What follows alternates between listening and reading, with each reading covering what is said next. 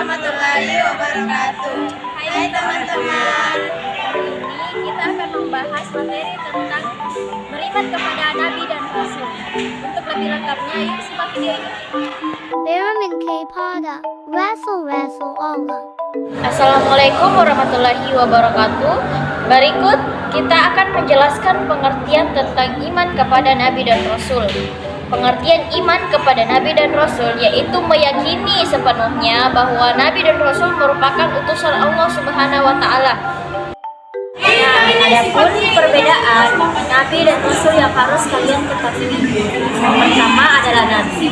Nabi diutuskan oleh Allah dan diberikan wahyu oleh Allah dan tidak wajib untuk menyampaikan kepada umatnya, hanya untuk dirinya sendiri. Sedangkan Rasul diberikan wahyu kepadanya, kemudian wajib untuk menyampaikan kepada umat-umatnya. Nah, di sini saya akan menjelaskan tentang sifat-sifat Rasul Allah. Sifat Rasul itu terbagi atas 3. Yang pertama adalah sifat wajib. Sifat wajib artinya sifat yang pasti ada di dalam diri Rasul. Sifat wajib ini terbagi atas 4. Yang pertama adalah as-siddiq, yang artinya selalu benar. Setiap ucapan yang diucap Rasul bersifat benar. Yang kedua adalah al-amanah, yang artinya dapat dipercaya. Para Rasul selalu menjaga dirinya dari perbuatan dosa untuk menjaga kepercayaan umat pada dirinya. Yang ketiga adalah at-tabligh, yang artinya menyampaikan wahyu.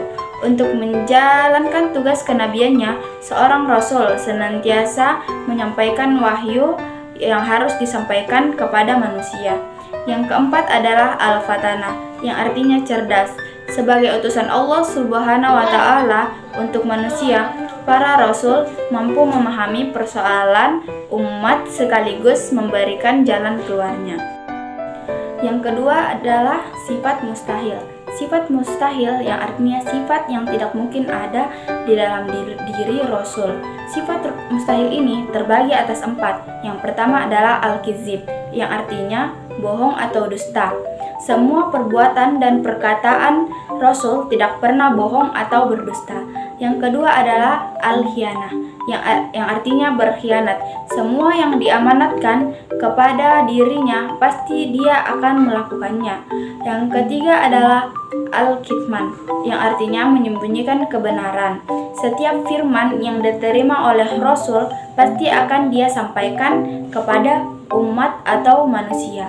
Yang keempat adalah al-baladah, yang artinya bodoh. Meskipun Rasulullah Shallallahu Alaihi Wasallam tidak bisa membaca atau menulis, tapi mereka pandai. Yang ketiga adalah sifat jaiz, adalah sifat kemanusiaan, yaitu al-ardul basyariah, yaitu Rasul bisa merasakan seperti sebagaimana manusia biasa, seperti sedih, senang, makan, haus, berkeluarga, dan lainnya. Rasul juga memiliki sifat-sifat yang tidak terdapat pada selain Rasul. Yang pertama adalah ismatur Rasul, adalah orang yang maksum, terlindung dari dosa dan salah dalam kemampuan pemahaman agama, ketaatan, dan menyampaikan wahyu. Yang kedua adalah iltizamur Rasul, adalah orang-orang yang komitmen dengan apa yang mereka ajarkan. Adapun tugas-tugas Rasul yang mana diantaranya? Yang pertama, menyampaikan risalah dari Allah Subhanahu wa Ta'ala. Yang kedua, mengajak kepada tauhid, yaitu mengajak umat manusia untuk mengesahkan Allah Subhanahu wa Ta'ala dan menjauhi perilaku musyrik. Yang ketiga, memberikan kabar gembira kepada orang mukmin dan memberikan peringatan kepada orang kafir. Yang keempat, menunjukkan jalan yang lurus bagi umat manusia. Yang kelima, membersihkan dan menyucikan jiwa manusia dan mengajarkan kepada mereka kitab dan hikmah. Yang kelima, sebagai hujjah bagi manusia. Hikmah beriman kepada Rasul-Rasul Allah terbagi menjadi 6, yaitu yang pertama, makin sempurna imannya. Yang kedua, terdorong untuk menjadikan contoh dalam hidupnya. Yang ketiga, terdorong untuk melakukan perilaku sosial yang baik. Yang keempat, memiliki teladan dalam hidupnya. Yang kelima, mencintai para rasul dengan cara mengikuti dan mengamalkan ajarannya. Kemudian yang terakhir adalah mengetahui hakikat dirinya, bahwa dirinya diciptakan oleh Allah Subhanahu wa taala untuk mengabdi kepadanya. Sekian penjelasan dari kami. Terima kasih.